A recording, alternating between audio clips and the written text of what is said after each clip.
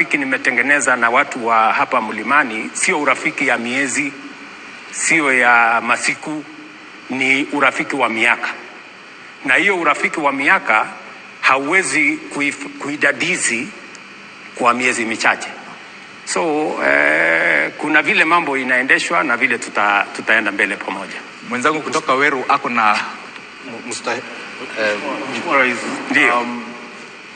a better question would be mbona umekawia huo muda wote hujakuja upande huu wa mlima? Kwa sababu ni kwa sababu kwamba wewe mwenyewe hutarajii kukaribishwa kama vile ungekaribishwa hapo awali, kwa sababu imekuchukua takriban miezi 6 kufika hapa Mlima Kenya.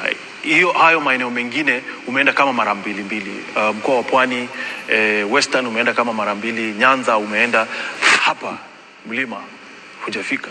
Ni kwa sababu wewe mwenyewe unahisi kwamba kuna kitu ambacho kinaweza kuwa kinakuzuia usifike mlimani? You know, these are hypotheses. Nyinyi mnaweka tu mambo. Mimi nataka nikueleze hivi. Nimekuja hapa mlimani baada ya miezi 6. Januari nilienda Northern Kenya.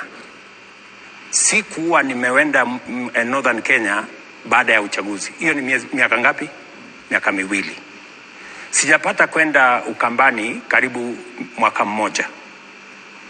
Sijapata kwenda Kisii kwa muda mrefu.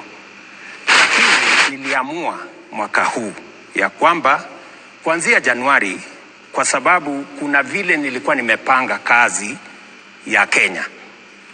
Vile unavyoelewa, wakati tumechaguliwa tumekuwa na changamoto nyingi, na ikawa ni lazima nipange vile nitayashughulikia haya mipango. Vile tumekuwa na changamoto ya kiuchumi, tumekuwa na matatizo ya madeni, na ikawa ni lazima nipange vizuri ndio nipunguze changamoto za taifa, na vile vile nipange vile ile manifesto nilikubaliana na wananchi wa Kenya na wakanichagua kwa sababu ya hiyo manifesto.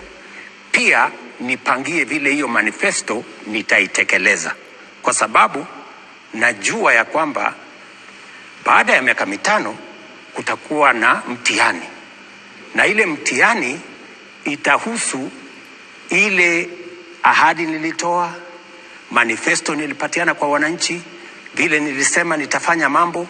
Wananchi watachukua ile manifesto waangalie nimefikisha wapi kutekeleza ile manifesto, na waniweze kunipatia marks. Lakini wacha nikueleze hivi, kwa haya miaka 2 nimeshughulika na mambo ya kudhibiti uchumi wa Kenya. Wakati nimechukua usukani, ile kitu inaitwa inflation ilikuwa 9.6%.